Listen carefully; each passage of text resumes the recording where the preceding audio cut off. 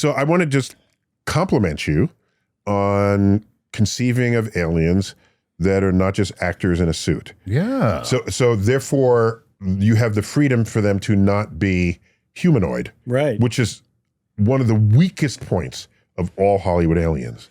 Well, to be fair, Hollywood aliens are usually not in $200 million movies, right? And so you've got to be Is that what realistic. your movie cost? Yeah. Actually, $100 million. Actually, closer to 250, but we got tax rebates from the UK for shooting there. Yeah. Wow. Nice. Yeah, we better make a lot of money on this. Well, that's why he's got an expensive Panama hat. That's why I've got this expensive Panama hat. Right. So half of that budget went to this and that. But yeah, most of the time, you know, if you're going to write a science fiction story and you want to tell it in a reasonable budget, like an episode of Star Trek or something like that, you get the rubber costume. You get the forehead prosthetics. You have the alien be in the same environment. You're good. But yeah, with the luxury of being able to do whatever you want, we can have our alien require, you know, xenonite barriers, you know, and stuff like that, and be completely non-humanoid. Tell me about the barriers, because your alien Xenonite requires a different environment. 29 atmospheres of ammonia. 29 A atmospheres. lot of pressure and ammonia. And a lot of heat. Yeah, that's right. Hot, high pressure, and poisonous gases. Yep. So Sounds a lot like me and Melania. Anyway, sorry. Go ahead. So how do you After a lot of tacos. how that the boundary between the regular spaceship and the alien in the spaceship, what was that boundary? It was transparent. It was made of xenonite, which is a material that is somehow one of the main components of it is xenon, a noble gas that doesn't normally react with things. Right. What I wanted... It makes super bright headlights. But go ahead. Yes. So Ryland has no idea how that stuff works or how it's made. So it's a rocky Yeah, it's alloy. it's iridium technology. Okay. And so what I wanted was, I didn't want either species to be like completely scientifically more advanced than the other. From the Iridians' point of view, we're kind of the advanced aliens because we have computers, we have better technology across the board.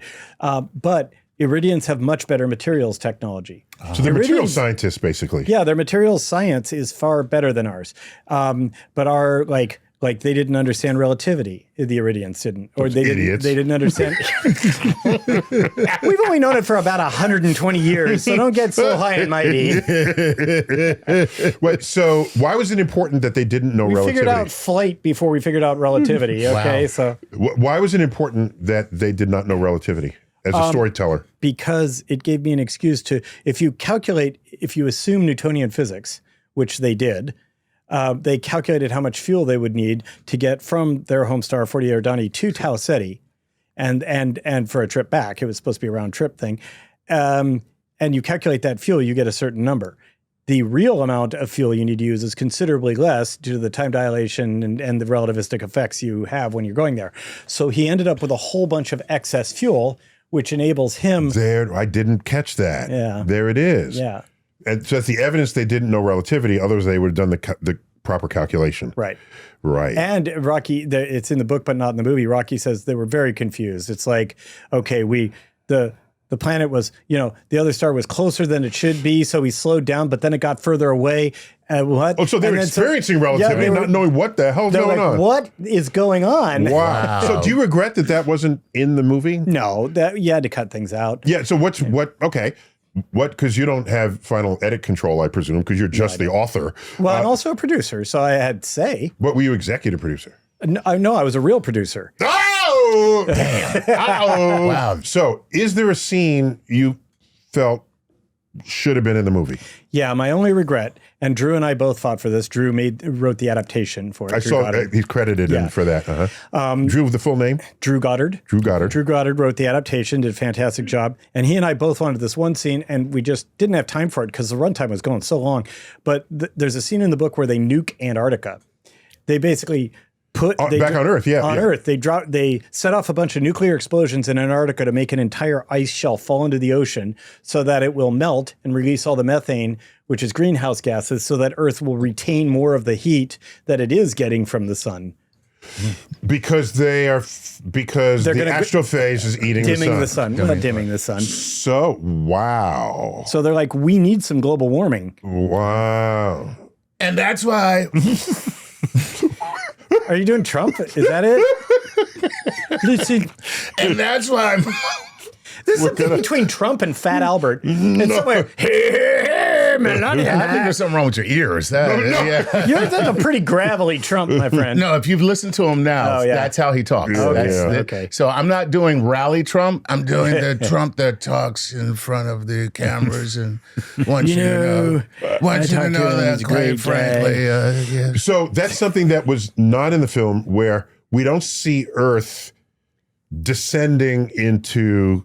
Right. And that's also not in the book. We see in the beginnings of it in the book, there's issues. They're starting to have problems. And a lot of their problems are caused by the amelioration techniques they're proactively doing. Right. So they nuke and they're going to, things are going to get worse, but then we're going to need that heat. Yeah. Right. So we have a mouse problem. Well, let's get a bunch of hawks. Now we have a hawk problem. Okay. Exactly. That's the deal. All right. And it was a stretch for me, if I may. You and I are enemies now. No, go ahead. It was a stretch for me as an academic, to completely embrace the idea that the entire world of biochemists is insufficient to handle this mission, and they need the one guy who has the expertise that no one else has, and he's a middle school chemistry teacher. Right. So to be fair, he was a speculative xenobiologist. He is a PhD, astrobiologist. So he had done that, and then he left that field. He'd written papers. Right, but he wrote papers, so the papers are out there, and other people are still active. Right. And he's no longer active. Right. So why does he still become the guy? Because he's been part of the mission and the mission planning the whole time. So he understands all the other aspects of the mission as well. He knows all about the Hail Mary itself. And they don't have time to train someone else up on all the other stuff. And he's as well trained as any of the other biologists in the way they need in the him to field be. that they need him to be. Okay. He got That's out what of that. I'm going Does that with. work for you? He got out of that one. I got wriggled out of that one.